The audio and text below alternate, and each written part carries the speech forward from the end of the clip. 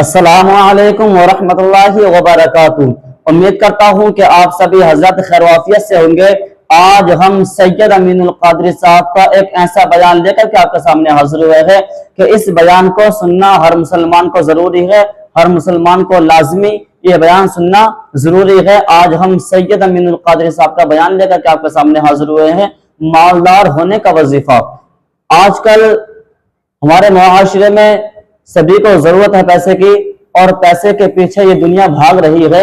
تو پیسہ کمانے کا سب سے بہترین ذریعہ کون سا ہے، سب سے بہترین وظیفہ کون سا ہے؟ لوگ پریشان ہوتے ہیں، پریشان رہتے ہیں، کاروبار کرتے ہیں، پیسہ نہیں جڑتا ہے، پیسے میں برکت نہیں ہوتی ہے۔ وہ کیوں نہیں ہوتی ہے، وجہ کیا ہے؟ اگر آپ اس بیان کو مکمل سنیں گے، پورا سنیں گے، تو آپ کے کاروبار میں برکت ہونا شروع ہو جائے گی اور آپ کے پیسے جڑنا شروع ہو جائیں گے انشاءاللہ تعالی۔ مجھے امید ہے ویڈیو کو چھوڑ کر مت جانا، ویڈیو بہت کام کی ہے، ویڈیو پوری دیکھنا۔ اگر ویڈیو آپ کو اچھی لگے تو لائک ضرور کرنا اور شیئر ضرور کرنا، اور کمنٹ میں ضرور بتانا کہ آپ کو ویڈیو کیسی لگی ہے، ویڈیو آپ کو اچھی لگی ہے کہ نہیں لگی ہے۔ آئیے ٹائم زیادہ نہ لیتے ہوئے میں ویڈیو کو شروع کرتا ہوں، آپ بھی سماعت کریں اور ہم بھی سماعت کرتے ہیں۔ اگر مجھ سے کوئی پوچھے مالدار بننے کا طریقہ کیا ہے، تو بہت سے لوگ بتائیں گے مالدار کیسے بنتے ہیں، کب 5 لاکھ کماؤ، 2 لاکھ کماؤ، 10 لاکھ کماؤ، مالدار بن جاؤ گے۔ میں نے کہا جھوٹ، غلط، بالکل غلط۔ 5 لاکھ 10 لاکھ کمانے سے کوئی مالدار نہیں بنتا۔ تو کہا کیوں؟ میں نے کہا 5 لاکھ کما رہے اور 6 لاکھ روزانہ خرچہ کرے تو 5 لاکھ کمانے کا اعتبار کیا ہے؟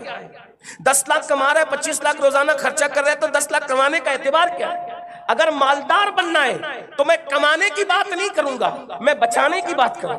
خرچہ کم کرو، مالدار بن جاؤ، یہی تو اصول ہے۔ جو خرچہ کم کرے گا وہ مالدار بنے گا۔ بلا تمثیل نیکی پر جتنی امت کی توجہ ہے، آج بہت فخر سے لوگ کہتے ہیں مولانا ہم تہجد بھی پڑھ رہے ہیں، میں نے کہا آپ کو سلام ہے۔ اتنی مرتبہ درود پڑھ لیتے ہیں، میں نے کہا آپ کو سلام ہے۔ پھر اتنی مرتبہ پھر اشراق بھی ہے، چاشت بھی ہے، پھر کلمہ بھی ہے۔ لیکن میں آپ سے پوچھتا ہوں یہ سب کچھ کرنے کے بعد جیب میں ٹوپی رکھ کر پھر تو نشہ بھی تو کر رہا ہے، پھر تو عورتوں کے ساتھ عشق بھی تو لڑا رہا ہے۔ ایک جیب میں ٹوپی ہے اور موبائل کے اندر کیا رکھا ہوا ہے؟ تو جتنی کوششیں تمہاری نیکی کی طرف ہے، اس سے زیادہ توجہ گناہ سے بچنے کی طرف کرو۔ کیوں؟ اس لیے کہ جو نیکی کرے گا وہ گناہ بھی کر سکتا ہے، لیکن جو گناہ سے بچے گا وہ صرف نیکی ہی نیکی کرے گا۔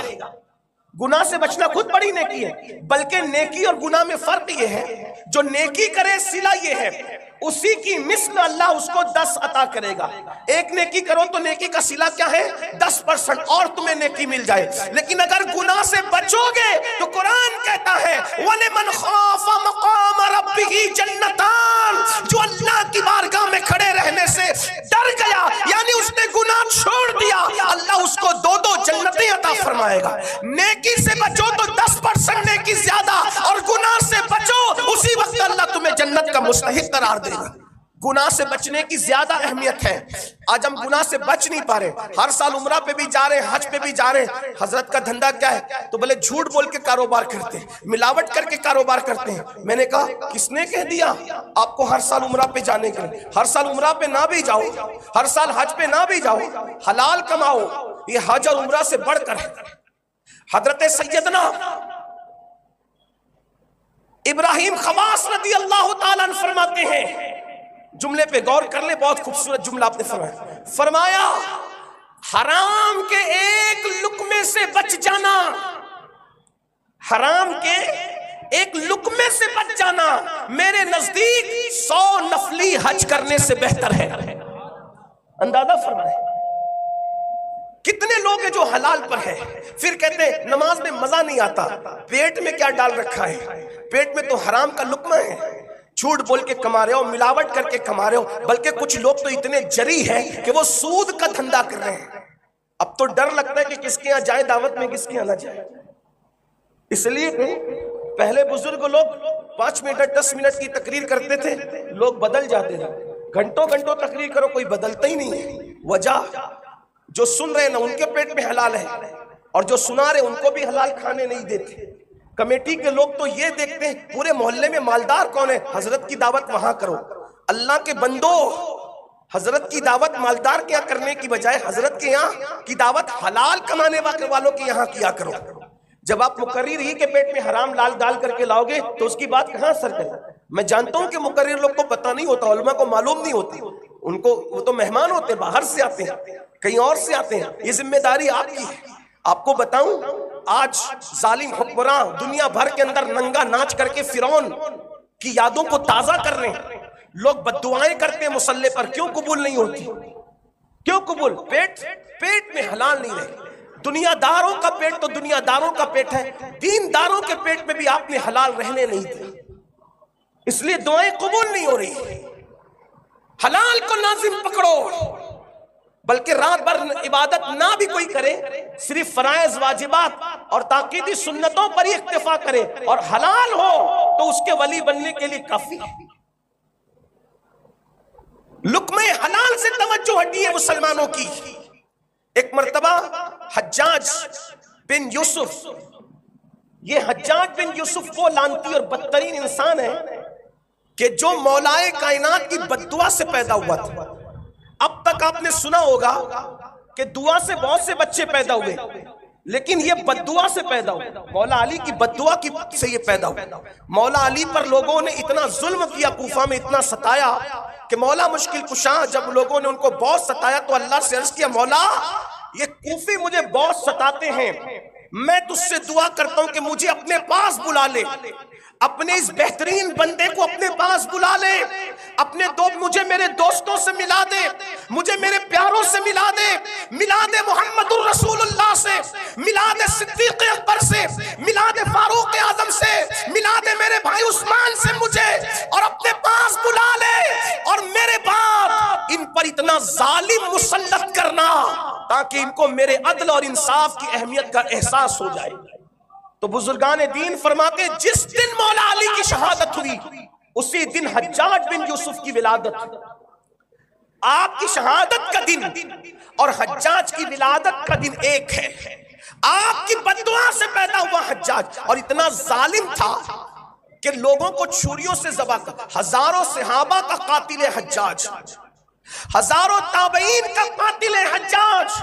حضرت عبداللہ ابن زبیر کو مکے کی سرزمین پر سولی پہ کئی دن تک اس نے لٹکائے رکھا، بہت ظالم تھا۔ جب یہ کوفہ آیا تو کچھ لوگوں نے اس سے کہا، حجاج تو جہاں گیا تو نے ظلم کیا، اب تو کوفہ آیا ہے یہاں ظلم نہ کرنا۔ اس نے کہا کیوں؟ کہا یہاں 5 بزرگ لوگ ایسے ہیں کسی کے لیے دعا کرے تو بھی قبول ہوتی ہے اور بد دعا کرے تو بھی قبول ہوتی ہے، اس لیے حجاج یہاں تو نے ظلم نہیں کرنا، وہ تیرے لیے بد دعا کریں گے تو برباد ہو جائے گا۔ اس نے کہا اچھا۔ وہ 5 بزرگوں کو اس نے دعوت دے کے محل میں بلایا، اور بلانے کے بعد ان کو کھانا کھلایا۔ ان بزرگوں کو تو پتہ بھی نہیں تھا، معلوم بھی نہیں تھا، ان کو کھانا کھلایا۔ جب وہ کھانا کھا چکے جانے لگے تو ایک بزرگ نے فرمایا، حجاج سنا ہے تم بہت ظلم کرتے ہو، یہاں مت کرنا، ہم 5 کو دیکھ رہے ہو نا، ہم 5 میں ایک آدمی وہ ہے، اگر دعا کرے تو بھی قبول، بد دعا کرے تو بھی قبول، اگر تم ظلم کرو گے تم تمہارے خلاف بد دعا کر دیں گے، بچنا۔ اس نے کہا چلو جاؤ یہاں سے، نکلو، چلو، تم میرا کچھ نہیں بگاڑ سکتے۔ تو انہوں نے کہا کیوں؟ کہا کہ اسی لیے تو میں نے تم کو بلایا تھا تاکہ میں تم کو حرام کھلا دوں، اور میں تمہارے پیٹ میں حرام ڈال چکا، اب مجھے نہ تمہاری دعا سے کوئی پرواہ ہے نہ تمہاری بد دعا سے کوئی پرواہ ہے۔ اور دنیا نے دیکھا اس غیر محتاط لقمے کے بعد پھر ان کی دعا اور بد دعا کا وہ اثر نہیں دیکھا گیا۔ آج دنیا مسلمانوں کو حرام کھلانا چاہتی ہے، تمہارا نام عبداللہ رہ چلے گا، عبد الرحمن رہ چلے گا، عبد المصطفیٰ رہ چلے گا، ذرا ٹٹولو تو صحیح، جو اپنے بچوں کو کھلاتے ہو کتنا حلال ہے، جو خود کھاتے ہو کتنا حلال ہے۔ مسلمانوں، مومن کی دعا اللہ کبھی رد نہیں کرتا، لیکن مومن اگر حرام کھا لے تو پھر اس کی دعا قبول نہیں کی جاتی۔ بلکہ ایک حدیث پاک ہے، یہاں تک نبی بھی تائید کر رہے ہیں، نبی، مومن کی دعا کی تائید اللہ کا نبی کر رہا ہے، پھر بھی اللہ فرما رہا ہے میں قبول نہیں کروں۔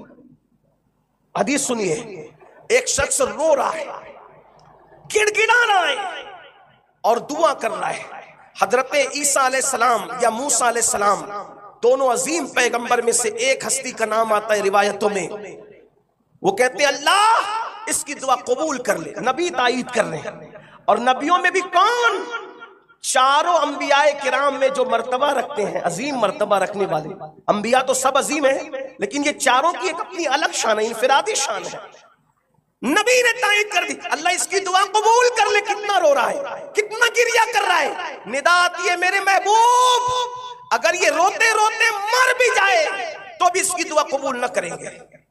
نبی نے تائید کی ہے، پھر بھی جواب آتا ہے اس کی دعا قبول نہ کریں گے۔ اس سے اتنا ناراض کیوں ہے؟ کیوں اتنا ناراض ہے اس سے کہ کہا جاتا ہے کہ روتے روتے گڑگڑا گڑگڑا کے مر جائے تو بھی اس کی دعا قبول نہ کریں گے؟ تو جواب آتا ہے یہ رو تو رہا ہے لیکن اس کے بدن پر جو کپڑا ہے وہ حرام کا ہے، اور اس کے پیٹ میں جو لقمہ ہے وہ حرام کا ہے۔ جس کے بدن پہ حرام ہو، جس کے پیٹ میں حرام ہو، ہم اس کی دعا کو قبول نہیں کریں گے۔ اندازہ کریں، یہ آج کی کیفیت ہے۔ اور یاد رکھنا، آج ہر ماں باپ جو پریشان ہے نا کہ میرے بچے میرے فرما بردار نہیں، میری اولاد میری فرما بردار نہیں، تو کھلایا کیا ہے؟ بس اپنی بات سمیٹتے ہوئے، عنوانات تو آپ نے بہت سے دیے لیکن ٹائم بھی مختصر ہے اپنا۔